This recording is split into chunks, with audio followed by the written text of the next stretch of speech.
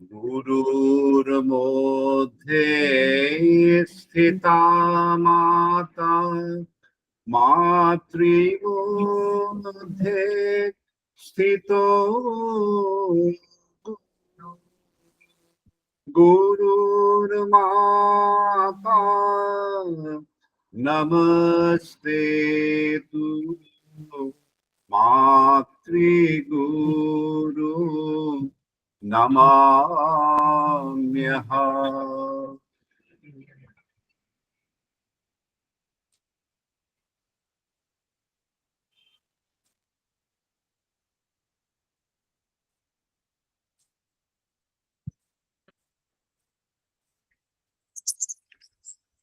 তানিয়া, মামনির নামে জয় দিয়ে শুরু কর।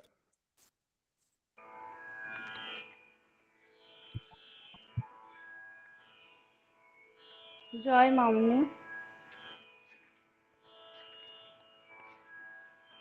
জয় মা। গুরু নাম করো সাধনা, গুরু নাম করো সাধনা।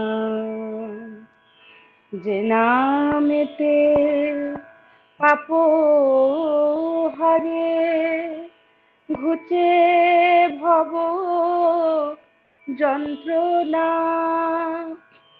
গুরু নাম করো সাধনা, গুরু নাম করো সাধনা। গুরু রূপ ধ্যান করো, গুরু বলো বদনে, গুরু নাম সার করো, শান্তি পাবে জীবনে। ভুলেও ভুলো না যেন শ্রী গুরুর শ্রীচরণ, যে চরণে কোটি চন্দ্র, যার চরণে কোটি চন্দ্র বিরাজিত, জেনেও কি মন জানো না, গুরু নাম করো সাধনা, গুরু নাম করো সাধনা। দুর্লভ জনম কি কি কার্য করেছ, দুর্লভ জনম কি কি কার্য করেছ, জন্ম হলে মৃত্যু আছে, তার উপায় কি ভেবেছ, জন্ম হলে মৃত্যু আছে, তার উপায় কি ভেবেছ, আনন্দ ময়রে ভুলে নিরানন্দে রয়েছ, দিন থাকিতে ডাকো তারে, দিন থাকিতে ডাকো তারে, দিন থাকিতে ডাকো তারে, নইলে দেখা পাবে হবে না, গুরু নাম করো সাধনা, গুরু নাম করো সাধনা। জয় মা। আমি কি আদেবী ব্রহ্মরূপিণীটা করে দেবো? ওটা বাদ হ্যাঁ চলে গেল। প্লিজ, ওটা বাদ চলে গেছে, করে দে। या देवी ब्रह्मरूपिणी या वन्दिता शिवादिभिः शोभामाना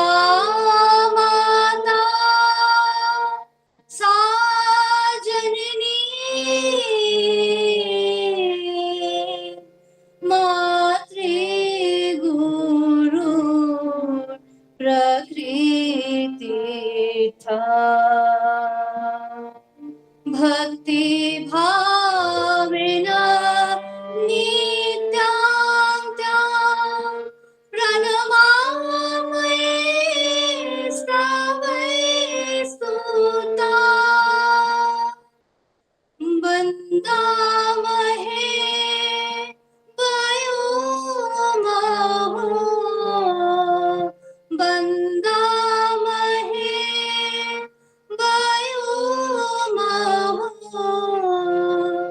शिष्यस्तुते भक्तवृन्दा।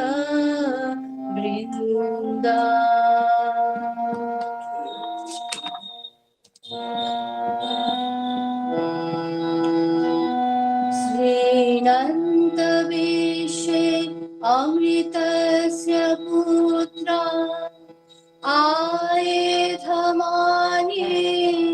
दिव्यानितस्तु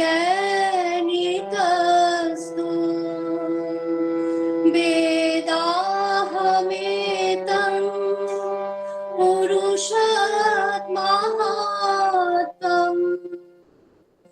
आदित्यवर्णं तमसा परस्तात् त्वमेव विदित्वा अतिमृत्युमेति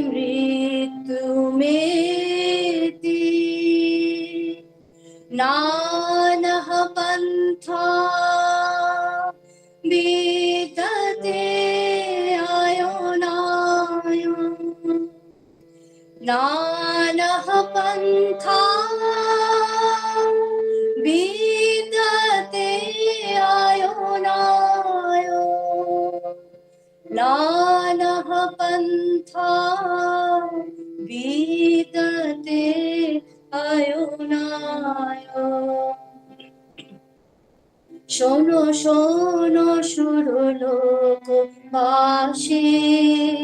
অমৃতের যে আছো সন্তান, জানিয়াছে সেই অবিনাশী জ্যোতির্ময় পুরুষ মহান, তপন বরণ জেনে আধারের পারে জেনে তাহারে জানিয়া জীব মরণ এড়ায়, নিস্তার লাভের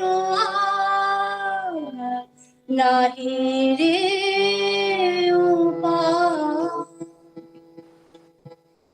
एतज्ज्ञेयं नित्यमेवात्मसंस्थं नातपरं वेदितं बैहि किञ्चित् सम्प्रापयिनं निशय ज्ञानतृप्ताः कृतात्मान वीतरागा प्रशान्ता त्वमेव विदित्वा अतिमृत्युमेति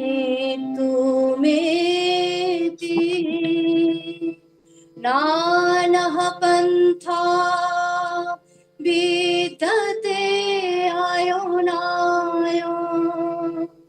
नानः पन्था विद्यते अयुनाय नानः पन्था विद्यते अयुनाय নিত্য যিনি রয়েছেন আপনাতে করে ভয় জানো তার জানিবার কি আছে তাহার পর যাহারে পাইয়া জ্ঞান পরিতৃপ্ত ঋষিগণ কৃতার্থ বিগত রাগ নির্লিপ্ত প্রশান্ত মন তাহারে জানিয়া জীব মরণ এড়ায় নিস্তার লাভের নাহি রে উপায়। জয় গুরু। জয় গুরু। আজকে আমরা শ্রী শ্রী 108 রামদাস কাটিয়া বাবাজি মহারাজ সম্পর্কে আলোচনা করব। নিম্বার সম্প্রদায় গুরু পরম্পরার 54তম সদ্গুরু শ্রী শ্রী 108 রামদাস কাঠিয়া বাবাজির জীবন সম্পর্কে আমরা যতটুকু জানি তার প্রায় সবটাই তার প্রধান শিষ্য আমাদের দাদা গুরুজি মহারাজ শ্রী শ্রী শান্তদাসজির লেখা তার গুরু জীবনী থেকে পাওয়া যায়। কাঠিয়া বাবাজি মহারাজ মাঝে মাঝে শিষ্যদের সঙ্গে গল্প করতে করতে নিজের জীবনের কথা বলতেন। হাসতে হাসতে বলা সেই কথোপকথন থেকে ধারণা করা যেত না কত কঠিন ছিল তার সাধনার দিনগুলি। তার শিশুর মতো সরল হাসি ও ব্যবহার মাঝে মাঝে বিভ্রান্ত করে দিত শিষ্যদেরও। তারা ভুলে যেতেন কাঠিয়া বাবাজি মহারাজ সরল সহজ আচরণ দিয়ে ঢেকে রাখছেন তার আধ্যাত্মিক সত্তা। আমাদের পরমারাধ্যা মামনিকেও বেশিরভাগ সময় আমরা দেখেছি স্নেহময়ী মাতৃরূপে। নিজের ঐশ্বরিক সত্তাকে কেন এতটা লুকিয়ে রাখেন প্রশ্ন করলে মামনি সবসময় উত্তর দিতেন, এই ব্যাপারে আমি কাঠিয়া বাবার নাতনি। এই প্রসঙ্গে দাদা গুরুজি মহারাজ শান্তদাসজির স্মৃতি কথা থেকে একটা ঘটনা শোনায়। শান্তদাসজি মহারাজ দীক্ষা লাভ করার পরে তখনও সংসারে আছেন। তারা কিশোর চৌধুরী নামে কলকাতা হাইকোর্টের বিখ্যাত উকিল। একবার তিনি ও আরো 2-3 গুরু ভাই শ্রী শ্রী রামদাস কাঠিয়া বাবাজির সঙ্গে ট্রেনে চলে যাচ্ছেন। কাঠিয়া বাবাজি মহারাজ যে কামরায় বসেছিলেন তারা কিশোর ও অন্যান্য শিষ্যরা ঠিক তার পাশের কামরায় জায়গা পেয়েছেন। দুটি কামরা শুধুমাত্র একখানা লোহার রেলিং দিয়ে আলাদা করা, তাই সবাই সবাইকে দেখতে পাচ্ছে। কাঠিয়া বাবাজি মহারাজ যে কামরায় বসেছিলেন একটু পরে সেখানে দুটি লম্বা চড়া মুসলমান যুবক উঠল। তারা উঠেই কাঠিয়া বাবাজি মহারাজকে তুলে দেবার উদ্দেশ্যে তার সঙ্গে ঝগড়া বাঁধিয়ে দিল। তারা কিশোর অবাক হয়ে দেখলেন গুরুদেবও তাদের সঙ্গে ঠিক সমান তালে ঝগড়া শুরু করে দিলেন। ঝগড়া বাড়তে বাড়তে গালিগালাজ শেষে অশ্লীল কথা শুরু হয়ে গেল। কাঠিয়া বাবাজি মহারাজও সমান তালে অশ্লীল কথার গালিগালাজ করছেন। মুসলমান ছেলে দুটি যখন তাকে কথায় পরাস্ত করতে পারলো না তখন নিজেদের ঝুলি থেকে মাংস বের করে খেতে শুরু করলো। তাই দেখে কাঠিয়া বাবুজি মহারাজও নিজের কাছে কয়েকটি পেয়ারা ছিল সেগুলি ছুরি দিয়ে কেটে ভগবানকে নিবেদন করে নিজে খেতে লাগলেন। শিষ্যদেরও হাত বাড়িয়ে প্রসাদ দিতে লাগলেন। মুসলমান ছেলে দুটি শেষ পর্যন্ত হার স্বীকার করে অন্য কামরায় চলে গিয়েছিল। তখন কাঠিয়া বাবুজি মহারাজ বাচ্চাদের মতো হেসে যেন বিশ্বজয় করে ফেলেছেন মুখ করে বলতে লাগলেন, দেখলি তো ওরা মনে করেছিল ওদের ভয় আমি কামরা খালি করে দেব, কিন্তু আমি কেন ওদের ভয় করব? আমি একলাই ওই দুজনকে ধাক্কা মেরে ফেলে দিতে পারতাম, করিনি কারণ আমি খুব ভালো লোক। তোদের চোখ মুখ দেখে মনে হচ্ছিল তোরাও ভেবেছিলি যে আমার গায়ে শক্তি নেই ওই দুজনকে পরাস্ত করার। আমার শারীরিক শক্তি কতটা তোমরা তো জানোই না। এই বলে খুব হাসতে শুরু করলেন। আর একদিনের কথা, কাঠিয়া বাবাজি মহারাজ তখন বৃন্দাবন আশ্রমে আছেন। ত্রিপুরার মহারাজার এক নিকট আত্মীয় এবং কাঠিয়া বাবাজি মহারাজের শিষ্য একখানা কারুকার্য করা নরম মণিপুরি তোয়ালে তার পদপ্রান্তে রেখে বললেন, বাবা, আমার পরিবারের মেয়েরা নিজে হাতে বুনে আপনার পায়ে প্রণামী স্বরূপ পাঠিয়েছে। আপনি যদি এটা নিজে ব্যবহার করেন, আমরা সকলেই কৃতার্থ হব। কাঠিয়া বাবাজি মহারাজ কাপড়খানা হাতে তুলে নিয়ে খুব সুন্দর কাপড় বলে গায়ে শালের মতো জড়িয়ে বলতে লাগলেন, এমন সুন্দর কাপড় কেউ আমাকে আগে কখনো দেয়নি। এটা আমি নিজের কাছেই রাখবো, নিজেই ব্যবহার করব। এই বলে আশ্রম থেকে বেরিয়ে গিয়ে মাইল খানেক দূরে বাজারের উদ্দেশ্যে চলে গেলেন। পথে যেতে যেতে পথচারীদের ডেকে ডেকে বলতে লাগলেন, দেখো কেমন সুন্দর কাপড় ত্রিপুরা রাজবাড়ির মেয়েরা আমার জন্য বুনে পাঠিয়েছে। এমন সরল মিষ্টি মুখে লোকেদের ডেকে ডেকে বলছিলেন যে পথচারী মাত্রই মুগ্ধ হয়ে তারই মতো বাৎসল্য রসে আপ্লুত হয়ে বলতে লাগলো, হ্যাঁ বাবাজি, খুব সুন্দর কাপড়, আপনাকে খুব মানাচ্ছে। শুনে কাঠিয়া বাবাজি মহারাজ যেন আনন্দে আটখানা। তার ব্যবহার দেখে বোঝাই যাচ্ছিল না যে তিনি এক ত্রিকালদর্শী মহাপুরুষ। গুরুদেবের এইরকম ছেলে মানুষই স্বয়ং শ্রী শ্রী সন্তদাসজিকেও প্রথম দিকে বিভ্রান্ত করেছিল।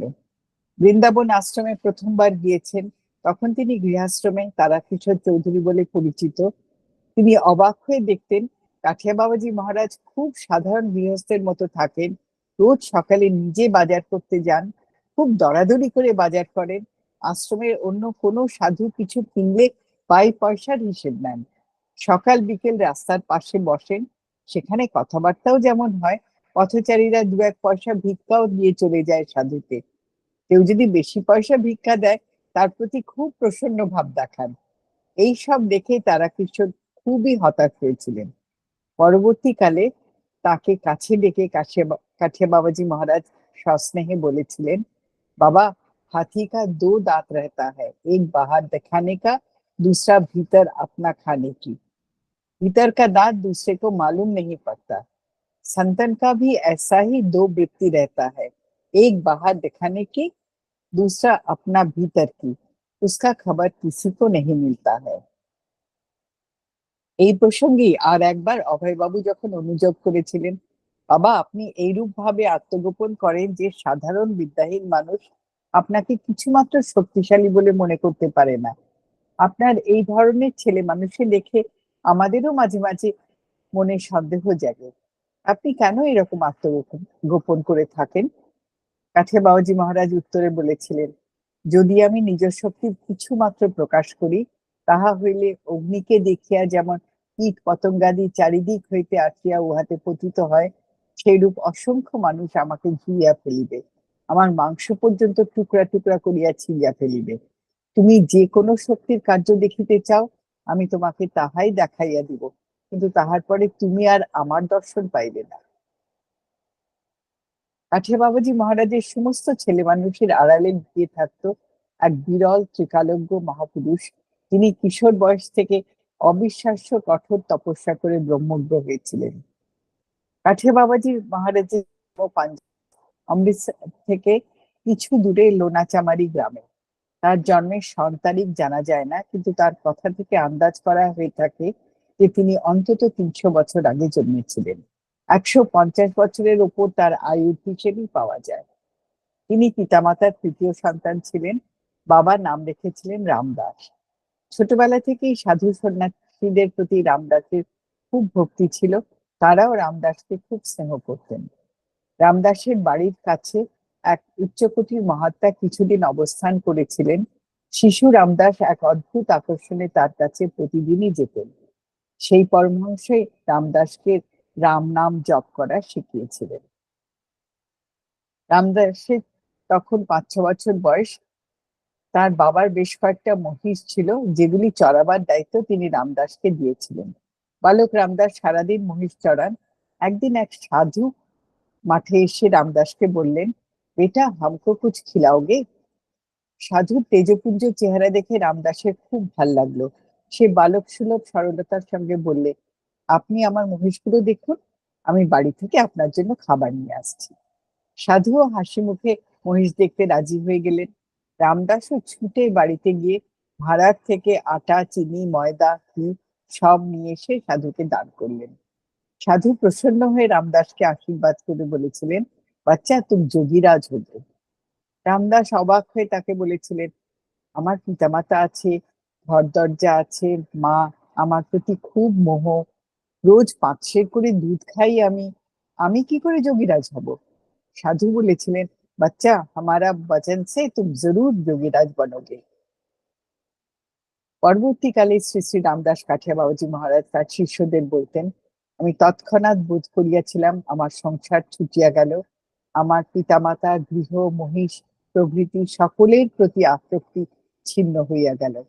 আমি জানিলাম গৃহাশ্রম আমার জন্য নহে, কিন্তু কাহাকেও কিছু বলিলাম না। সেই ঘটনার কিছুদিন পরে রামদাসকে পাঠানো হলো শাস্ত্র পাঠ করার জন্য অন্য এক গ্রামে গুরুগৃহে। 8-9 বছর গুরুগৃহে থেকে শাস্ত্রপাঠ সম্পন্ন করে রামদাস ঘরে ফিরলেন। ফিরে এসে তিনি পিতাকে জানিয়ে দিলেন, আগে তিনি গায়ত্রী মন্ত্রে সিদ্ধ হবেন, বিবাহ করবেন না। রামদাস গুরুগৃহে শিক্ষার সময় জেনেছিলেন 1.25 লক্ষ জপ করতে পারলে গায়ত্রী মন্ত্রে সিদ্ধ হওয়া যায়। তাদের বাড়ির কাছে একটি প্রাচীন বটগাছ ছিল। তিনি পিতার অনুমতি নিয়ে বটগাছের তলায় আসন পেতে যথাবিধানে গায়ত্রী জপ শুরু করলেন। 1 লক্ষ জপ শেষ হবার পর হঠাৎ তিনি এক আকাশবাণী শুনতে পান, বৎস তুমি বাকি 25,000 জপ জ্বালামুখীতে গিয়ে সম্পূর্ণ করো। জ্বালামুখী লোনাচামারি গ্রাম থেকে কিছুটা দূরে। রামদাস এক সঙ্গীকে নিয়ে জ্বালামুখীর উদ্দেশ্যে চলেছেন। পথে দেখতে পেলেন এক বিশাল জটাধারী সাধু বসে আছেন। ইনি নিম্বার্ক সম্প্রদায়ের 53তম গুরু দেবদাসজি। তাকে দেখা মাত্র রামদাস তার প্রতি গভীর আকর্ষণ বোধ করেন ও তার কাছে শিষ্য হবার আকুলতা জানান। সাধু ও সানন্দে তাকে সন্ন্যাস দান করে শিষ্য করে নিলেন। খবর পেয়ে রামদাসের বাবা মা সাধুর কাছে এসে পুত্রকে কিছুদিনের জন্য অন্তত তাদের কাছে থাকার অনুমতি প্রার্থনা করেন। রামদাসের মায়ের আকুল প্রার্থনায় সাধু দয়া পরবশ হয়ে রামদাসকে आज्ञा करें, अच्छा बच्चा, साधु को एक वक्त जन्म स्थान को भी दर्शन करना चाहिए, तुम उनके संग जाओ, अपना जन्म स्थान दर्शन करके उधर कुछ दिन रहो। কিছুদিন জন্মস্থানে থাকার আদেশ মাথায় করে রামদাস গ্রামে ফিরে গেলেও তিনি আর পিতৃগৃহে থাকেননি। যে বটগাছের নিচে গায়ত্রী মন্ত্র জপ করতেন সেই বটগাছের তলায় আশ্রয় নিয়েছিলেন। কিছুকাল গ্রামে থাকার পর রামদাস আবার বেরিয়ে পড়লেন তীর্থযাত্রার নাম করে। এইভাবে কয়েক বছর পার হবার পর তীর্থপথে আবার তার গুরুদেব শ্রীমৎ দেবদাসজির সঙ্গে দেখা হয়েছিল। মন প্রাণ দিয়ে গুরু সেবা ও তার দেওয়া সাধন করে রামদাসের দিন কাটে। দেবদাসজি ছিলেন এক অদ্ভুত প্রকৃতির সাধু। তার সাধনা করার নিয়ম ছিল যেমন কঠোর, কথাবার্তাও ছিল তেমনই উগ্র। কিন্তু মাঝে মাঝে তিনি এত স্নেহের চোখে রামদাসের দিকে তাকাতেন, এত মধুর হেসে কথা বলতেন যে রামদাসের মনে দৃঢ় বিশ্বাস জন্মাতে শুরু করে যে তার গুরুদেব সাক্ষাৎ ভগবান। কাঠিয়াবাড়জি মহারাজের গুরুর কাছে থাকার সময় টুকরো টুকরো ছবি দিয়ে সন্তদাসজি তার সাধন জীবনের যে বর্ণনা লিখে গেছেন সেই বিবরণ থেকে আন্দাজ করা যায় কি কঠোর সাধন জীবন ছিল রামদাসের। কত সামান্য ত্রুটিতেই কত সাংঘাতিক শাস্তি দিতেন দেবদাসজি। পরবর্তীকালে গুরুদেবের নির্মম শাসনের কিছু কিছু ঘটনা কাঠিয়া বাবাজি মহারাজ হাসতে হাসতে বলে সন্তদাসজিকে বলেছিলেন, আমার প্রতি গুরুদেবের প্রেম এত অধিক ছিল যে তিনি কখনোই আমাকে যথার্থ শান্তি মার্গে প্রেরণ করতে ভুলতেন না। ভাঙ্গি, চামার, পেট কে ওয়াস্তে বৈরাগ লিয়া, এইসব বাক্য প্রায়শই শুনতাম। সন্তদাসজি প্রশ্ন করেছিলেন, মহারাজ এইরূপ সর্বদা গালিগালাজ করে কিরকম প্রেম প্রকাশ পেত? কাঠিয়া বাবাজি মহারাজ অবাক হয়ে উত্তর দিয়েছিলেন, বাবা ইহাতেই তো ভারী প্রেম প্রকাশ পায়। আমাকে কেহ এইরূপ গালি দিলে যাহাতে আমার ক্রোধ অথবা অভিমান না হয়, তন্নিমিত্ত দয়াল গুরু নিজের উপর কঠোর ভাষ্যের দোষ নিয়া কত বড় শিক্ষা দিতেন একবার ভাবিয়া দেখো। আমার চরিত্র নির্মল করিবার নিমিত্ত, ক্রোধ অভিমান দূর করিবার নিমিত্ত এইরূপ ব্যবহার একমাত্র গুরু করিতে পারেন। বাবা তার কোনো মোহ ছিল না, নির্মল প্রেম ছিল। প্রেম এবং মোহ এক বস্তু নহে। কাঠিয়া বাবুজি মহারাজের জীবনে যে টুকরো টুকরো ছবি আমরা সন্তদাসজির লেখা জীবনী থেকে পাই তার মধ্যে অগণিত অলৌকিক ঘটনা আছে, ততোধিক অপূর্ব শাস্ত্র কথাও আছে। শ্রী শ্রী বিজয়কৃষ্ণ গোস্বামী একসময় নিয়মিত বৃন্দাবন আশ্রমে কাঠিয়া বাবাজির দর্শন করতে যেতেন। সকলেই দেখতো তিনি এসে দণ্ডবত করে চুপ করে বসে থাকেন। কাঠিয়া বাবাজি মহারাজও যেন তার দিকে বিশেষ তাকান না। একদিন কাঠিয়া বাবাজি মহারাজের শিষ্য অভয় বাবু গোস্বামীজিকে প্রশ্ন করেন, আপনি শ্রী শ্রী বাবাজি মহারাজের কাছে যান কিন্তু কেবল চুপ করে বসে থাকেন, কোনো আলাপ প্রসঙ্গ করেন না কেন? অভয় বাবুর প্রশ্ন শুনে শ্রী শ্রী বিজয়কৃষ্ণ গোস্বামী উত্তর দিয়েছিলেন, আমি তার সঙ্গে অনেক আলাপ আলোচনা করি, তিনিও ভিতরে প্রেরণা দিয়ে আমার সকল প্রশ্নের উত্তর দিয়ে থাকেন। অভয়বাবু জানতে চেয়েছিলেন ভিতরে প্রেরণা দিয়ে উত্তর বলতে তিনি কি বলছেন। তার উত্তরে শ্রী শ্রী বিজয়কৃষ্ণ গোস্বামী বুঝিয়ে বলেছিলেন, আপনারা মুখে যেরকম কথা বলেন তিনি ঠিক সেই রকমই কথা আমার সঙ্গে বলেন, কিন্তু কথা হয় অন্তরে, আমার মনের মধ্যে। আমি পরিষ্কার শুনতে পাই। এইভাবেই আমাদের আলোচনা চলে, কোনো অসুবিধা হয় না। একদিন তারা কিশোর দুঃখ করে বলেছিলেন, বাবা আমি তো ভজন কিছুই করে উঠতে পারি না, বসে নাম করার সময়ও সব সময় পাই না। অনেক কাজের পরে জপ করতে যখন বসি তখন মনও স্থিত হতে চায় না। এর উত্তরে কাঠিয়া বাবাজি মহারাজ বলেছিলেন, আমি জানি তোমার অবস্থা, এত কাজের মধ্যে তুমি ভজন করবে কি করে? ভজন করার এক্ষণে তোমার সামর্থ্য নেই। তুমি চিন্তা করো না, এখন তোমার ভজন আমি করে দিচ্ছি। তোমার উপরে সংসারের অনেক কাজ রয়েছে, সময় যখন হবে তখন ভজনের জন্য সব ব্যবস্থা আমিই করে দেব। কাঠিয়া বাবাজি মহারাজ বলতেন, ভগবত প্রাপ্তির পথে গৃহাশ্রমের ও সন্ন্যাস আশ্রমের কোনো প্রভেদ নেই। সন্ন্যাস আশ্রম অবলম্বন করে উপযুক্ত সাধনা করলে অনেক সময় নানাবিধ অলৌকিক শক্তি আয়ত্তাধীন হয়, যা দিয়ে জগতের লোকের অনেক উপকার করা যায়। গৃহাশ্রমে সচরাচর এই ধরনের শক্তি দেখা যায় না, কিন্তু এই শক্তি অনেক সময় ভগবত প্রাপ্তিতে অন্তরায়ও হয়ে যেতে পারে। কেবল গুরু কৃপাতেই ভগবত দর্শন সম্ভব, আর গুরু কৃপা সন্ন্যাস আশ্রম আর গৃহাশ্রম দুই জায়গাতেই সমভাবে বর্ষিত হয়। সংসারে বিধিবিহিত কাজকর্ম করার সঙ্গে সঙ্গে সর্বদা ভগবান সাথে আছেন অন্তরে, এই বিশ্বাস নিয়ে চলতে পারলে জীব সহজে গুরু কৃপা লাভ করে ও মুক্তির পথে এগিয়ে যেতে পারে। শ্রী শ্রী মাতাজি কি জয়।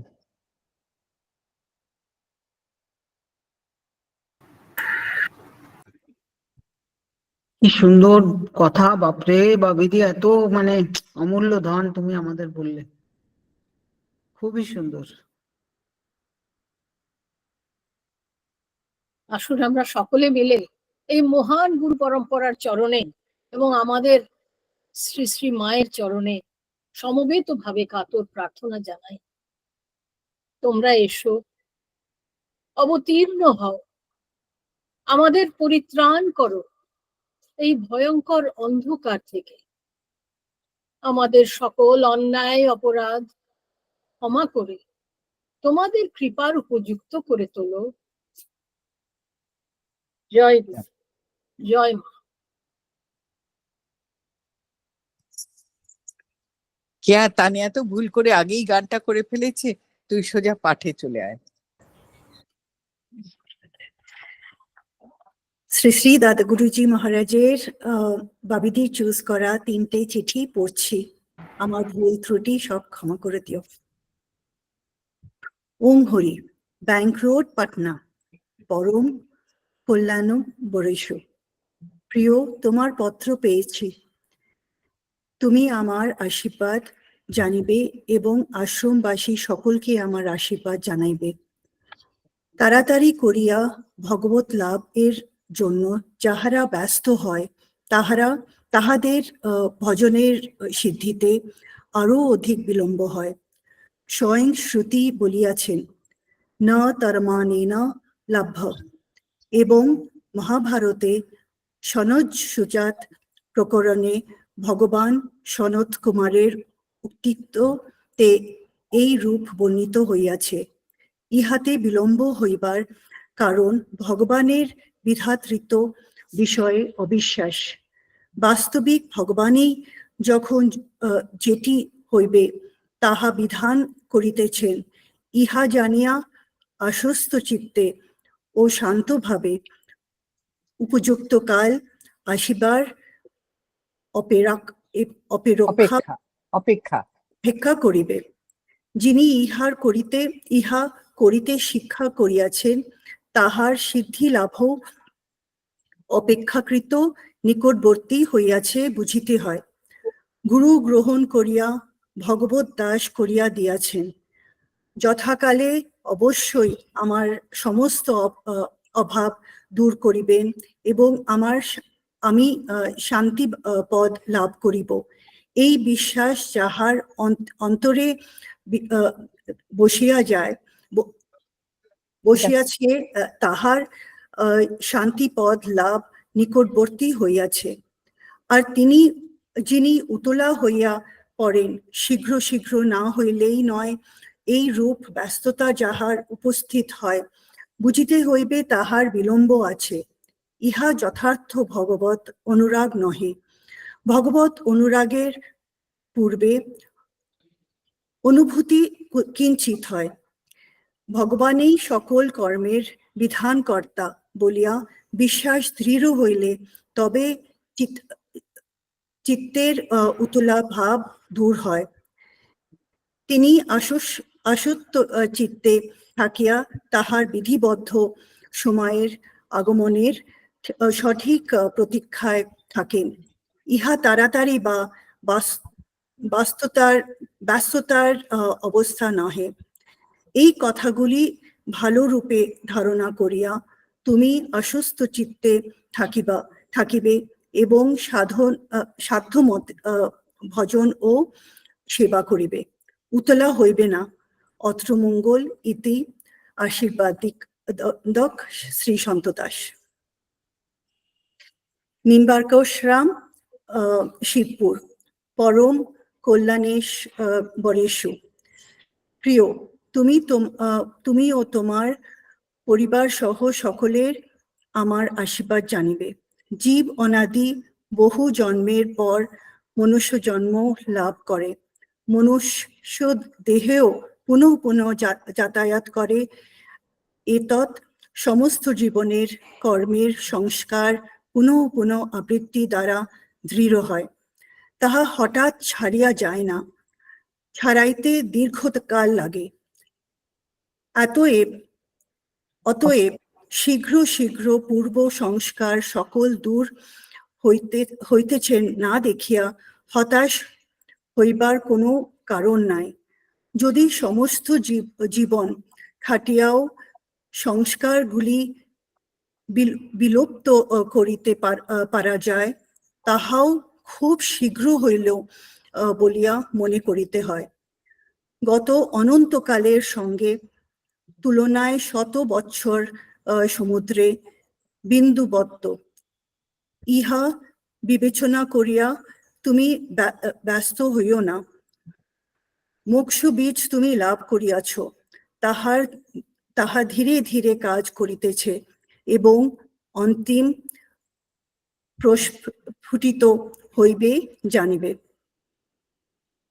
আমি আশ্বিন মাসে 2য় সপ্তাহে এখান হইতে পশ্চিম যাত্রা করিব এবং শারদীয়া পূজার সময় বৃন্দাবন থাকিব। তোমার যদি তথায় যাইতে ইচ্ছা হয় ও সুবিধা হয়, তবে আমার কোনো আপত্তি নাই জানিবে। আমার শরীর এখন এক প্রকার ভালো আছে, তবে খুব দুর্বল। অত্র সহ আশ্রম সহ সকলে কুশল আছেন। ইতি আশীর্বাদক শ্রী সন্ত দাস। শ্রী বৃন্দাবন, পরম কল্যাণ বরেষু। প্রিয়, তোমার পত্রখানা পাইয়াছি। তোমার সর্বপ্রকার কল্যাণ লাভ হোক, আমি এই আশীর্বাদ করিতেছি। তুমি নিত্য ভক্তিপূর্বক যখনই সময় পাও তখনই বসিয়া নাম জপ করিতে চেষ্টা করিও এবং হাঁটিতে বসিতে কার্যকর্মের মধ্যে সর্বদা মনে মনে নাম স্মরণ করিতে অভ্যাস করিও। ভগবান সর্বদা তোমার নিকটে আছেন, জানিয়া তাহাকে মনের কথা সর্বদা জানাইতে চেষ্টা করিও। সংসার সুখ দুঃখ নানাধিক পরিমাণে সকলেরই হইয়া থাকে, তাহা গ্রাহ্য করিতে নাই। দেখো সীতা, দ্রৌপদী প্রভৃতি স্ত্রীগণ স্বয়ং কত কষ্ট সময় সময় ভোগ করিয়াছেন। সংসারে দেহধারী হইলে যে দুঃখ অনিবার্য, তাহা জীবকে শিক্ষা দেবার জন্য তাহারা নিজ জীবনে দুঃখ ভোগ করিয়া গিয়াছেন, পরন্তু দুঃখ কষ্টের সময় ধৈর্যচ্যুত হইতে নাই শিক্ষা দিয়াছেন। দুঃখ কষ্ট অগ্রাহ্য করিয়া নিজ ধর্ম রক্ষা করিতে হয়, তাহাতে অন্তিম সুখ মিলিয়া থাকে। শরীর সকলেরই এক সময় না হয় অন্য সময়, কলই হোক অথবা 20 বছর পরেই হোক, পতিত হইবেই। আমার এই শরীরও যাইবেই, কখন যায় তাহা তো বলা যায় না। অতএব বলিয়াছিলাম, শরীর তীর্থ হইতে ফিরিয়া আসিলে তোমাদের সহিত দেখা হইবে, কিন্তু ইহা নিশ্চিত জানিও যে যেখানে যে অবস্থায় থাকি, তোমাদের প্রতি আমার আশীর্বাদ থাকিবেই। অত্রমঙ্গল জানিবে। শ্রী ভগবত কৃপায় তুমি কল্যাণ লাভ করো এবং তোমার ভগবত চরণে ভক্তি হয়, এই আশীর্বাদ করি। ইতি আশীর্বাদক শ্রী সন্ত দাস। শ্রী শ্রী দাদাগুরুজি মহারাজের একটি অমৃতবাণী, অমৃতময়ী বাণী স্মরণ করে এই প্রসঙ্গে উপসংহার করছি। শ্রী শ্রী ভগবান সদ্গুরুরই যথার্থ আপনজন। তিনি সর্বই আছেন, সকল স্থান হইতে কৃপা করিতে পারেন ও করিতেছেন। তাহাতে আপন বুদ্ধি করিয়া তিনি সর্বদা নিকটে আছেন, এই ধারণার অভ্যাস করিতে পারিলে শীঘ্রই সমস্ত তাপ দূর হইয়া সাধন পথে অগ্রসর হইতে পারিবে। জয় গুরু। জয় গুরু।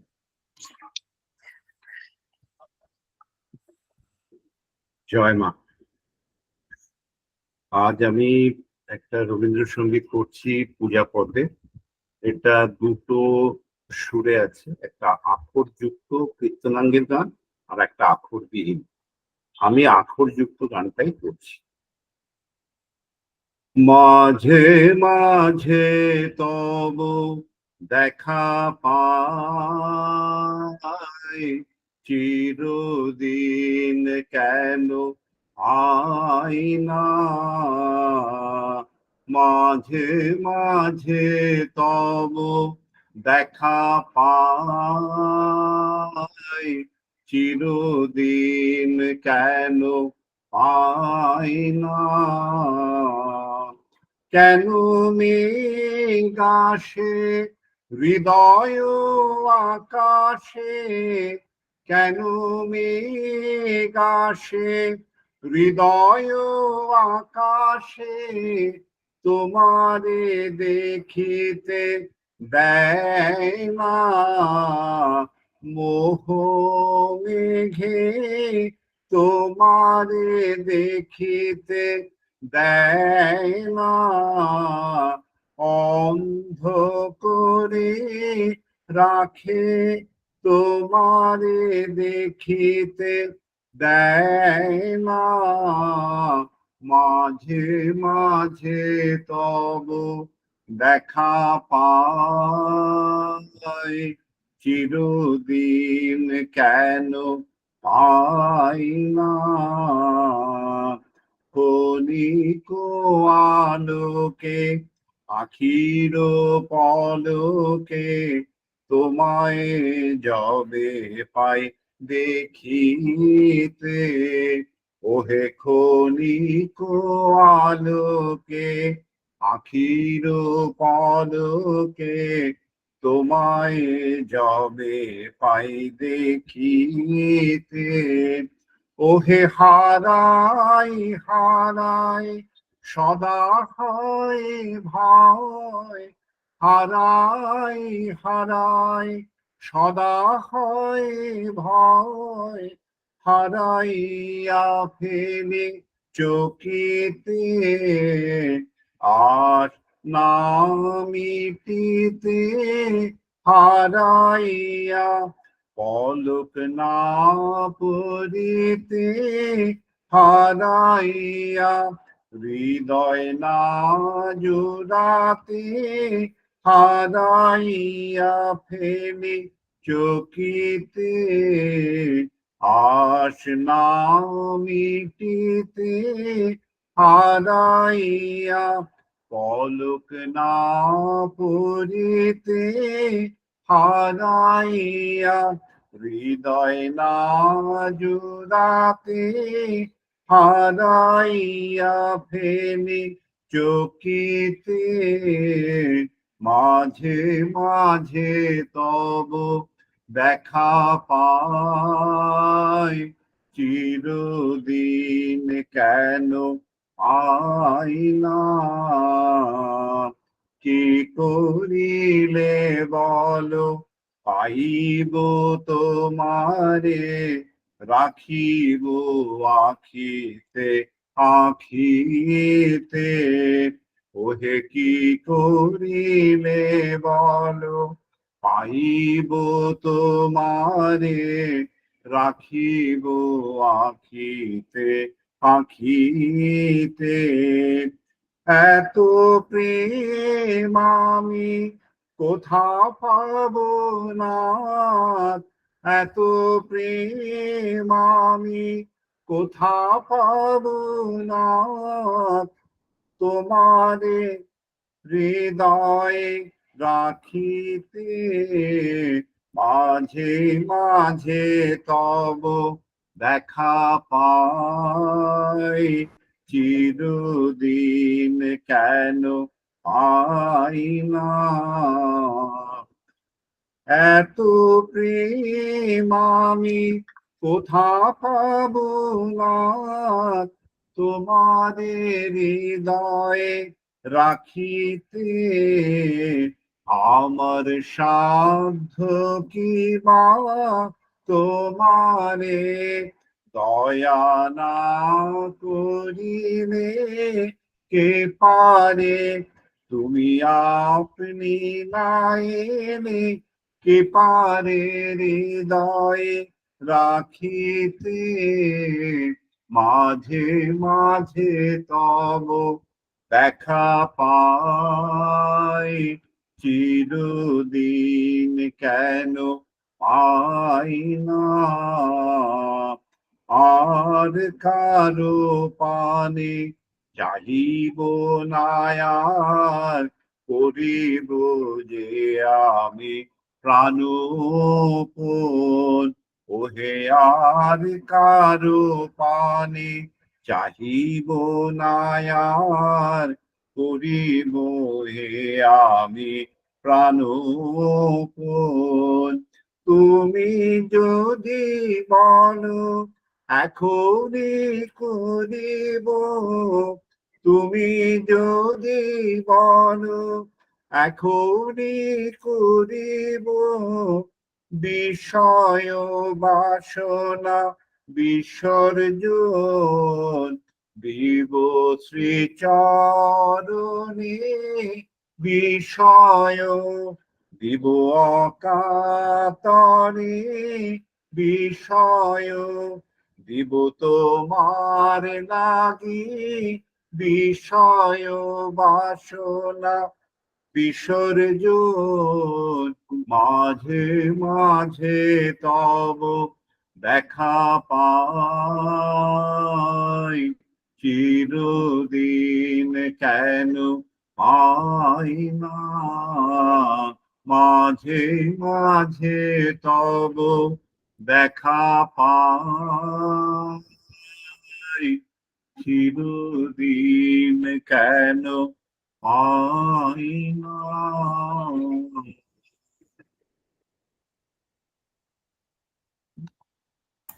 খুব সুন্দর গানটা, খুবই সুন্দর। অপূর্ব গান।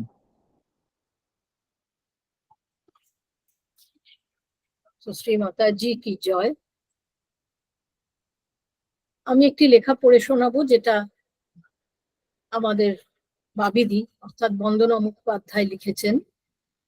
আমাদের মামুনি, আমাদের শ্রীগুরু মামুনি এবং তার গুরু স্বামী সন্তদাস বাবাজি মহারাজের উপদেশের উপর ভিত্তি করে এবং নিজের উপলব্ধির উপর ভিত্তি করে যে লেখাটি তিনি সুন্দরভাবে সাজিয়েছেন। লেখাটির নাম ধ্যান ও জপ। ঠিক 1 সপ্তাহ আগে ছিল গুরু পূর্ণিমা উৎসব। এই পুণ্যতিথি ভক্তজনের কাছে বিশেষ আদরণীয়, কারণ এই তিথিতে স্বয়ং ভগবান শ্রী গুরু রূপে প্রকটিত হয়ে জীবকে জন্ম মৃত্যুর আবর্ত থেকে উদ্ধারের পথ দেখিয়েছিলেন। প্রতি বছর এই তিথিটি আমরা আমাদের শ্রীগুরুর চরণে পুষ্পাঞ্জলি দিয়ে তার স্মরণ মনন করে পালন করে থাকি। আমরা আমাদের শ্রীগুরুকে পেয়েছিলাম বিশ্বব্যাপী দয়াল করুণাঘন মাতৃরূপে। আমরা শুধুমাত্র তার শিষ্য শিষ্যা ছিলাম না, আমরা প্রত্যেকে ছিলাম তার অতি আদরের ছেলে মেয়ে। যখনই তার কাছে গিয়েছি, দেখেই মনে হতো যেন কত উদ্গ্রীব হয়ে অপেক্ষায় বসে রয়েছে। চলে আসার সময় চোখের জল বাধা মানেনি। গেট ছাড়িয়ে রাস্তা পর্যন্ত এগিয়ে দিয়ে বলেছেন পৌঁছেই খবর দিতে। পৌঁছ সংবাদ পেতে দেরি হলে কত উতলা হয়ে উঠতেন। একবার আমরা বলেছিলাম, তুমি তো সব জানো, সব কিছু তোমার দৃষ্টির মধ্যে, তবে কেন এত উতলা হও? তবে কেন এত আকুল হয়ে অপেক্ষা করো পৌঁছ সংবাদের? শ্রী শ্রী মা হেসে বলেছিলেন, আমি কিন্তু তোমরা তো আমার ছেলে মেয়ে, সন্তানের জন্য মা কি একটু আকুলতা দেখাবে না?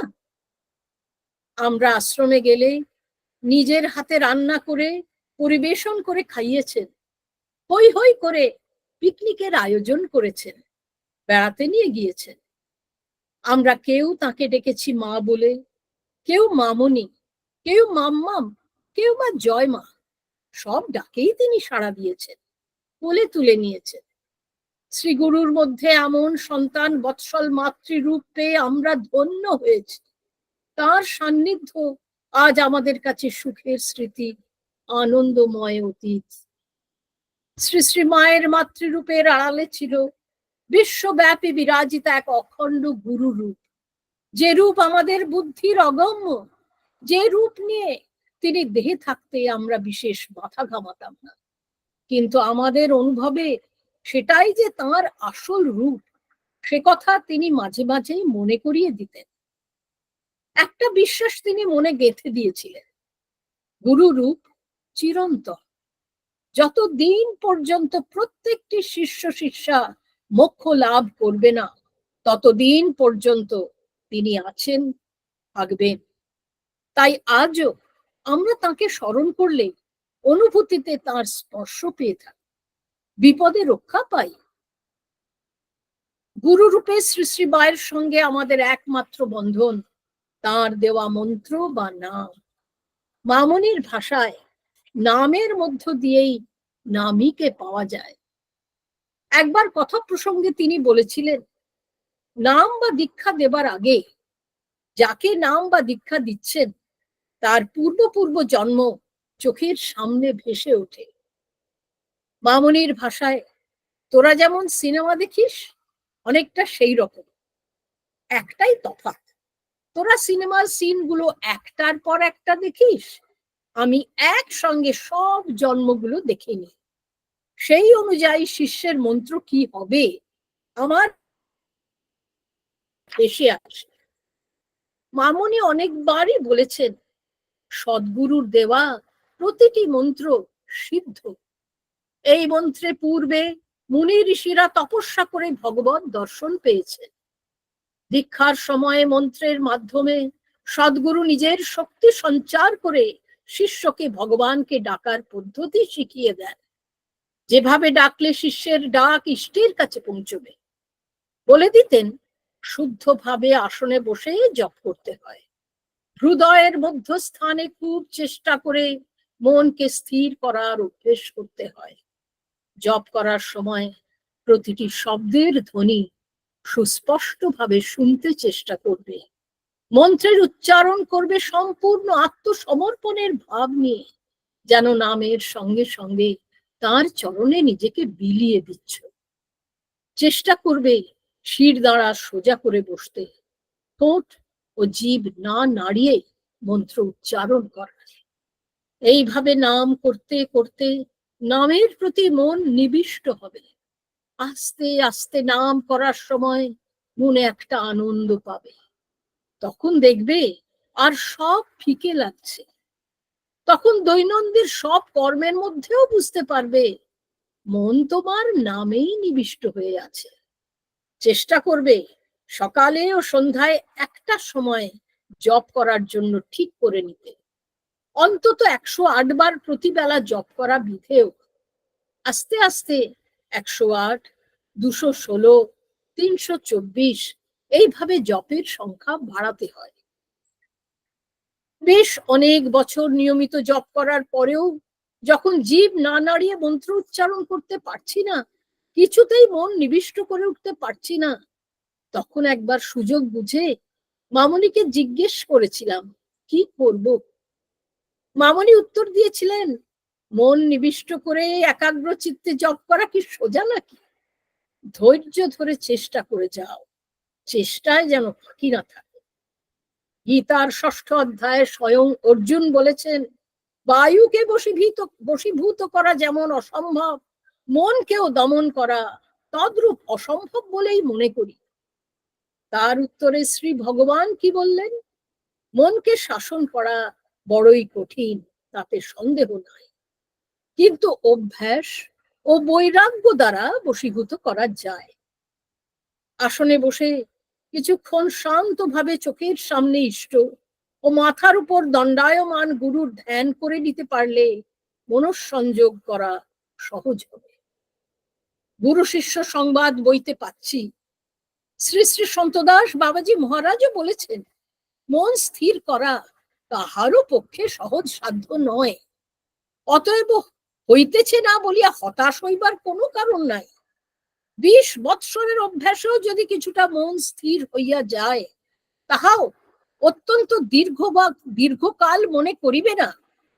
জপ করিবার সময় মন্ত্রের মানসিক উচ্চারণই প্রশস্ত, অর্থাৎ ঠোঁট এবং জিভ না ব্যবহার করিয়া মন্ত্র উচ্চারণ।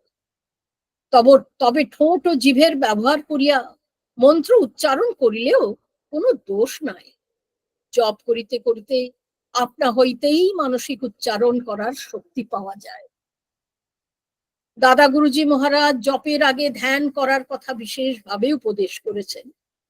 তিনি বলছেন, জপের আগে গুরু মূর্তি ও ইষ্ট মূর্তি যেভাবে গুরু উপদেশ করেছেন সেইভাবে ধ্যান করে জপ আরম্ভ করাই প্রশস্ত। ধ্যানের মর্ম এই যে যাকে ধ্যান করা যায় তার গুণ ও শক্তি নিজের মধ্যে সংক্রামিত হয়। গুরু বা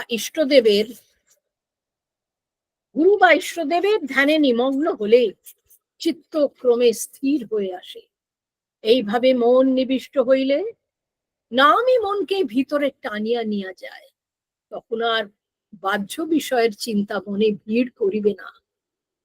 একবার তাকে প্রশ্ন করা হয়েছিল, নাম জপে মন বসে না কেন? তিনি হেসে উত্তর দিয়েছিলেন, সংসারে মন বসে কেন?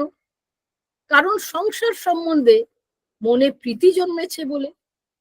তেমনি যখন ভগবান সম্বন্ধে মনে ঠিক ঠিক প্রীতির সঞ্চার হবে, তখন আপনা থেকেই নাম জপে মন বসবে। সংসারের ভোগ সুখ বাসনা ও ইন্দ্রিয় ভোগ লালসা মনকে জোর করে সংসারে আবদ্ধ করে রাখে, মনকে ঈশ্বর অভিমুখী হতে দেয় না, মনে ঈশ্বর প্রীতি জন্মাতে দেয় না। এই তো মায়ার খেলা। দীক্ষা অথবা নাম দেওয়ার সময় প্রত্যেক শিষ্য শিষ্যাকে কিভাবে জপ করতে হয় সে বিষয়ে সুন্দরভাবে বুঝিয়ে বলে দিতেন। জপ করার কয়েকটি সাধারণ নিয়ম অনেকবারই শ্রী শ্রী মায়ের মুখে শুনেছি। জপ সব সময়ই করা যায়, হাঁটিতে, বসিতে, খাইতে, শুইতে, যখন পারো তখনই মনে মনে জপ করতে কোনো বাধা নাই। কিন্তু সব থেকে ভালো আসনে বসে জপ। প্রত্যহ অন্তত 5 মিনিটের জন্য আসনে বসে জপ করে তারপর দিনের কাজকর্মে প্রবৃত্ত হবার চেষ্টা করবে। নিয়ম করে জপ করতে শুরু করলে দেখবে জপের সময় আপনা আপনি নাম চলতে থাকবে। জপের সময় আসনে বসতে না পারলে মনে গ্লানি আসবে। নাম জপের সময় মন্ত্রের প্রত্যেকটি শব্দ স্পষ্টভাবে উচ্চারণ করবে। প্রত্যেক শব্দে অর্থ চিন্তা করার দরকার নেই। মনস্থির করে জপ হয়ে ওঠে না। জপে বসলে নানা অবান্তর কথা উপস্থিত হয়, তো স্বাভাবিক। বেশিরভাগ লোকেরই এইরূপ হয়ে থাকে। নামের শক্তির প্রভাবে ধীরে ধীরে মনস্থির হয়ে নিবিষ্ট চিত্তে জপ হবে, সে বিষয়ে কোনো সন্দেহ করো না। তোমরা যে মন্ত্র পেয়েছ প্রত্যেকটি মন্ত্র সিদ্ধ, অর্থাৎ পূর্বকালে এই মন্ত্র দ্বারা ঋষিগণ মোক্ষ লাভ করেছিলেন। মন্ত্রের শক্তির উপর বিশ্বাস রেখে সাধন করে যাও। একটা কথা মনে রেখো, তোমার শরীর যতটা জপ সহজভাবে করার শক্তি রাখে ততটাই জপ করতে হয়। অধিক ধ্যান বা জপ করার ফলে কখনো কখনো শরীর বা মনে শুষ্কতা দেখা দেয়, কখনো মাথা গরম হয়ে ওঠে, কখনো তন্দ্রা আসে, ঘুম পায়। তখন বুঝবে তোমার মস্তিষ্ক অতটা জপ নিতে পারছে না। হয়তো দেখবে নামে বা মন্ত্রে রুচি নেই। তার জন্য চিন্তা করো না, তুমি কতটাই বা জপ করতে পারো। তোমার সব দায়িত্ব তো গুরুজি নিজের হাতে নিয়েছে। তোমার যতটা প্রয়োজন তিনি ঠিকই করিয়ে নেবে। এই প্রসঙ্গে মামনির একটি চিঠি থেকে সামান্য অংশ পড়ে শোনাচ্ছি। মামনি লিখেছিলেন, শুধু স্থূল দেহ কাছে পাওয়ায় গুরুজিকে পাওয়া হয় না। তার আদেশ পালন, তার দেওয়া মন্ত্র জপই সব থেকে বড় গুরু সঙ্গ। এটাই আমার পছন্দতম কার্য। এর দ্বারা কর্মের বন্ধন হয় না, মুক্তির পথ প্রশস্ত হয়। তোমরা ভগবত নাম নিয়ে ভগবানের দিকে এগিয়ে যাও, এই আমি চাই। জয় জয়। এই কথাগুলো শুনে যে কি ভালো লাগলো। আমাদের মাঝে মাঝে ভীষণ মানে নিরাশ হয়ে যায় যে ভালো করে জপ হচ্ছে না। আর এই কথাগুলো যে আমার মনে হয় প্রার্থনা সভাতে না, এটা এভরি অল্টারনেট সানডে আমাদের এই কথাগুলো আবার রিপিট করা উচিত। খুবই সুন্দর, এত এনকারেজিং আর খুব মোটিভেশন। আমার যখন শরীরটা খুব খারাপ ছিল, ঠিক মতো কনসেন্ট্রেট করে জব করতে পারছিলাম না, তখন আমি ভাবছি কি করবো, তো মামনির বইগুলো পড়ছি, পড়তে পড়তে খানিকটা জায়গা পেয়ে গেলাম, ভাবলাম এটা সবার সঙ্গে শেয়ার করি। আমাদের তো সবারই তো এই প্রবলেমটা হয়। সব সব এই কথা। এবং আজকের যে চিঠি পড়া হলো দাদা গুরুজি মহারাজজি, ওখানেও কিন্তু এই কথাই বলা আছে যে মনঃসংযোগ অত সহজ ব্যাপার নয়। হ্যাঁ, ভাবলাম যে হয়ে যাবে, আর হয়ে গেল। লাস্ট মামনির সাথে কথা, আমার মামনিকে আমি ওটাই প্রার্থনা করেছিলাম, মামনি আমার কিছু এসব, মামনি জিজ্ঞেস করছেন নানা কথা, এটা কেমন হলো, ওটা কেমন আছে, তোমার ইয়ে কি হলো। আমি বললাম ওসব ছাড়ো তো, ওসব তো হয়ে যাবে যখন হওয়ার, কিন্তু আমাকে প্লিজ একটা প্রার্থনা আমার পুরো করো, আমার জব যেন ভালো করে হয়, চোখ বন্ধ করলে যেন তোমাকে দেখতে পাই। তখন মামনি বলছে সবাইয়ের এই একই প্রার্থনা, এই মামনির কাছে সবাই বলে, মামনির কাছে সবাই এটাই চায়। খুব ভালো পাঠ হয়েছে, খুবই সুন্দর। জয় মা। হরি হরয় নম কৃষ্ণ যাদবায় নম, হরি হরয় নম কৃষ্ণ যাদবায় নম, যাদবায় মাধবায় কেশবায় নম, গোপাল গোবিন্দ রাম শ্রী মধুসূদন, গোপাল গোবিন্দ রাম শ্রী মধুসূদন, গিরিধারী গোপীনাথ মদন মোহন, জয় হংস ভগবান সনকাদি ভগবান, জয় নারদ ভগবান নিম্বার্ক ভগবান, জয় দ্বাদশাচার্য ভট্ট অষ্টাদশ, জয় দশম দেবাচার্য দাস একাদশ,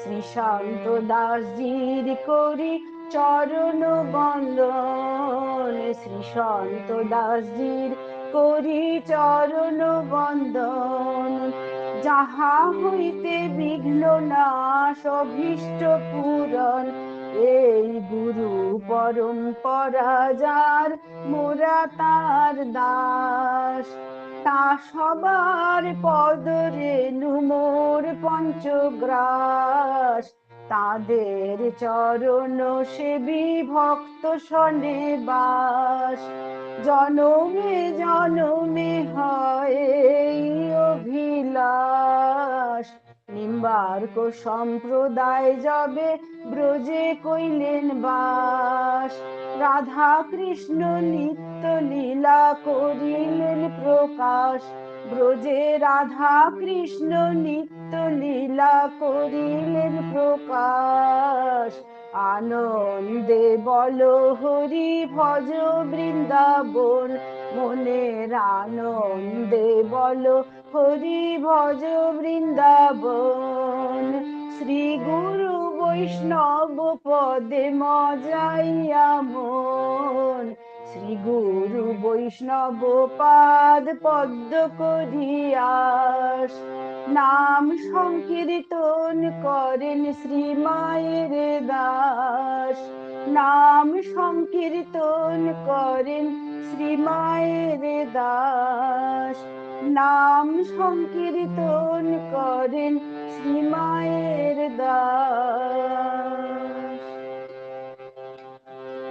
হরে কৃষ্ণ কৃষ্ণ কৃষ্ণ হরে হরে, হরে কৃষ্ণ কৃষ্ণ কৃষ্ণ হরে হরে, হরে রাম রাম রাম হরে হরে, হরে কৃষ্ণ কৃষ্ণ কৃষ্ণ হরে হরে, হরে রাম রাম রাম হরে হরে, হরে কৃষ্ণ কৃষ্ণ কৃষ্ণ হরে হরে, হরে রাম রাম রাম হরে হরে, হরে কৃষ্ণ কৃষ্ণ কৃষ্ণ হরে হরে, হরে রাম রাম রাম হরে হরে, হরে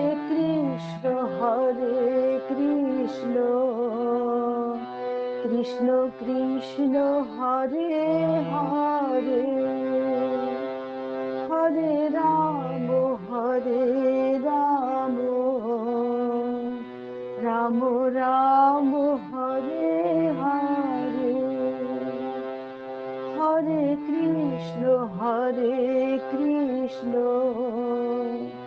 কৃষ্ণ কৃষ্ণ হরে হরে, হরে রাম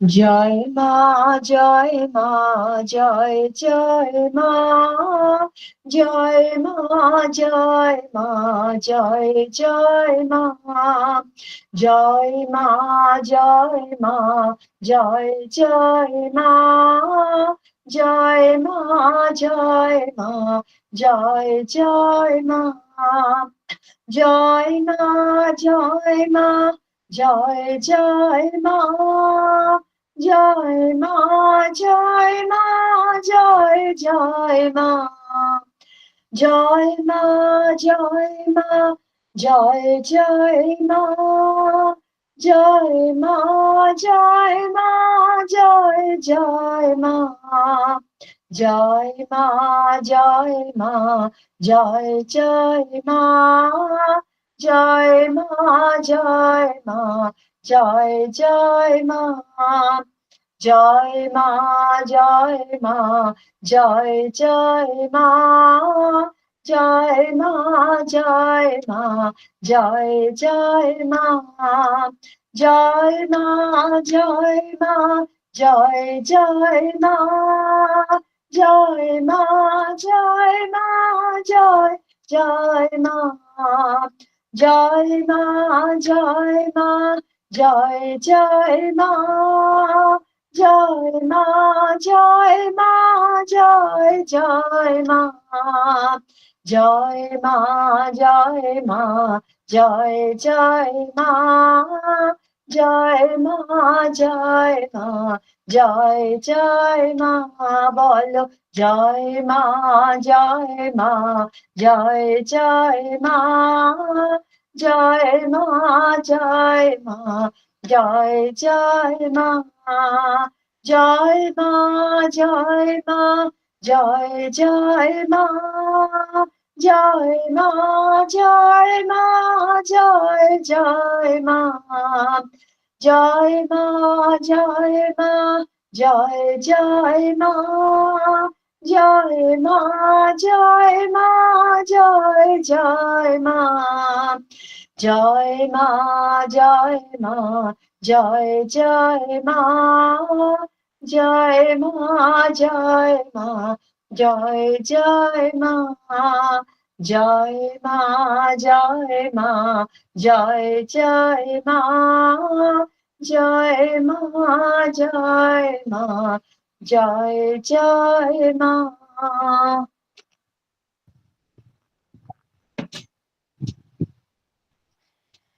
ওম শ্রী গুরবে নমঃ। ওম শ্রী শ্রী গুরু পরম্পরা নমঃ। শ্রী হংস ভগবান কি জয়। শ্রী সনকাদি ভগবান কি জয়। শ্রী নারদ ভগবান কি জয়। শ্রী নিম্বার্ক ভগবান কি জয়। শ্রী নিবাসাচার্য কি জয়। শ্রী বিশ্বাচার্য কি জয়। শ্রী পুরুষোত্তমাচার্য কি জয়। শ্রী বিলাসাচার্য কি জয়। শ্রী স্বরূপাচার্য কি জয়। শ্রী মাধবাচার্য কি জয়। শ্রী বলভদ্রাচার্য কি জয়। শ্রী পদ্মাচার্য কি জয়। শ্রী শ্যামাচার্য কি জয়। শ্রী গোপালাচার্য কি জয়। শ্রী কৃপাচার্য কি জয়। শ্রী দেবাচার্য কি জয়। শ্রী সুন্দর ভট্টাচার্য কি জয়। শ্রী পদ্মনাভ ভট্টাচার্য কি জয়। শ্রী উপেন্দ্র ভট্টাচার্য কি জয়। শ্রী রামচন্দ্র ভট্টাচার্য কি জয়। শ্রী বামন ভট্টাচার্য কি জয়। শ্রী কৃষ্ণ ভট্টাচার্য কি জয়। শ্রী পদ্মাকর ভট্টাচার্য কি জয়। শ্রী শ্রবণ ভট্টাচার্য কি জয়। শ্রী ভুরি ভট্টাচার্য কি জয়। শ্রী মাধব ভট্টাচার্য কি জয়। শ্রী শ্যাম ভট্টাচার্য কি জয়। শ্রী গোপাল ভট্টাচার্য কি জয়। শ্রী বলভদ্র ভট্টাচার্য কি জয়। শ্রী গোপীনাথ ভট্টাচার্য কি জয়। শ্রী কেশব ভট্টাচার্য কি জয়, জয় শ্রী গাঙ্গুল ভট্টাচার্য কি জয়, জয় শ্রী কেশব কাশ্মীরি ভট্টাচার্য কি জয়, জয় শ্রী শ্রী ভট্টাচার্য কি জয়, জয় শ্রী হরিব্যাস দেবাচার্য কি জয়, জয় শ্রী শোভুরাম দেবাচার্য কি জয়, জয় শ্রী কানাইহর দেবাচার্য কি জয়, জয় শ্রী পরমানন্দ দেবাচার্য কি জয়, জয় শ্রী চতুর চিন্তামণি দেবাচার্য কি জয়, জয় শ্রী মোহন দেবাচার্য কি জয়, জয় শ্রী জগন্নাথ দেবাচার্য কি জয়, জয় শ্রী মাখন দেবাচার্য কি জয়, জয় শ্রী হরি দেবাচার্য কি জয়, জয় শ্রী মথুরা দেবাচার্য কি জয়, জয় শ্রী স্বামী শ্যামলদাস জি কি জয়, জয় শ্রী স্বামী হংসদাস জি কি জয়, জয় শ্রী স্বামী হীরাদাস জি কি জয়, জয় শ্রী স্বামী মোহনদাস জি কি জয়, জয় শ্রী স্বামী নেনাদাস জি কি জয়, জয় শ্রী স্বামী ইন্দ্রদাস জি কি জয়, জয় শ্রী স্বামী বজরঙ্গদাস জি কি জয়, জয় শ্রী স্বামী গোপাল দাস জি কি জয়, জয় শ্রী স্বামী দেবদাস জি কি জয়, জয় শ্রী 108 স্বামী রামদাস কাঠিয়া বাবাজি মহারাজ জি কি জয়, জয় শ্রী 108 স্বামী সন্তদাস বাবাজি মহারাজ জি কি জয়, জয় অনন্ত শ্রী শোভা মাতা জি কি জয়, জয় শ্রী শ্রী মাতা জি কি জয়, জয় শ্রী শ্রী মাতা জি কি জয়, জয় শ্রী শ্রী মাতা জি কি জয়, জয় শ্রী শ্রী মাতা জি কি জয়, জয় শ্রী শ্রী মাতা জি কি জয়, জয় মা, জয় জয়। ক্ষমা প্রার্থনা মন্ত্র পড়ার আগে আমি সবাইকে একটু মনে করিয়ে দিই, পরে প্রার্থনা সভা তো আমাদের হবে বোধহয় 26 তারিখ, 25 কি 26 তারিখে, যেটা রোববার, 23, 24, 25 তারিখ। 26 তারিখ হচ্ছে জন্মাষ্টমী। তাই যারা যারা গান করতে পারো তারা প্লিজ শ্রীকৃষ্ণের বাল্যলীলার যে গানগুলো আছে সেইগুলো একটুখানি তৈরি করো। সেটার জন্যে আমরা পাঠেও শ্রীকৃষ্ণের বাল্যলীলা ওই দিকটাতেই একটু বেশি জোর দেব। আমাকে একটা পাঠ পাঠিও, আমি একটু করবো। ঠিক আছে, আমি দেখি তৈরি করে পাঠাবো। কেমন? আগস্টের 11-তে করবে না ভাবিদি? 11তে? ও সরি, আমার মাথাটা আমি গেছে রে। সেটাই ভাবছি যে কি বলবো। ঠিক আছে, 11তে তো চলে গেলাম করবোই। কেন? আমি জন্মাষ্টমী আমার মাথায়, আমি আসলে হ্যাঁ, 11 জন্য জন্মাষ্টমীটা 25-এ পড়বে। 25-এ পড়বে। হ্যাঁ, 25 আগস্ট পড়বে। সোমবার। তার আগে আগস্টের 11-তে ওটা করো। আসলে 11তে যেটা করবো সেটা আমার মাথায় তৈরি হয়ে গেছে, আমি ওটা বার করে আচ্ছা আচ্ছা, ঠিক আছে ঠিক আছে ঠিক আছে। 11তে বাবাজি মহারাজ সম্বন্ধে বলবো, বাবাজি মহারাজের জীবনী নিয়ে। আর 26-এ মামুনিকে নিয়ে বলে আমরা গুরু পরম্পরাটা কমপ্লিট করব। বাহ। যেহেতু বাবাজি মহারাজের দিকটা আমার তৈরি হয়ে গেছে, আমার কাছে 11টা হয়ে গেছে। না, 11 তারিখে একটু চিন্তা ভাবনা করতে হবে কি ধরনের গান করবে। একটা থিম নিয়ে করলে পরে ভাল লাগবে। আর আমি ঠিক আছে 11 তারিখেও তোকে কিছু করতে দেবো।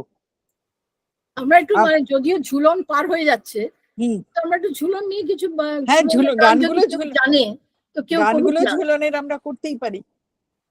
কেউ একটা ঝুলনের গান করুক। হুম, বৃষ্টি জানে, সোনা জানে, হ্যাঁ, এরা তো জানে। অনেকেই জানে। আমি জানি না তানিয়া জানে কিনা। তানিয়াও জানে, তানিয়া যদি অনেক কিছু জানে তো জানে। তানিয়া করতে পারে একটু। আমি কুসুম দোলায় দোলে শ্যামরাই, এটা করতে পারি। বাহ, সুন্দর গান করো না। সুন্দর গান, খুব সুন্দর গান। ঠিক সবাই চিন্তা ভাবনা করো, আমি তারপরে কিছুদিন পরে লিখে দেবো। কেমন? ঠিক আছে, চলো ক্ষমা প্রার্থনাটা করে আজকের মতো প্রার্থনা সভা সমাপ্ত করি।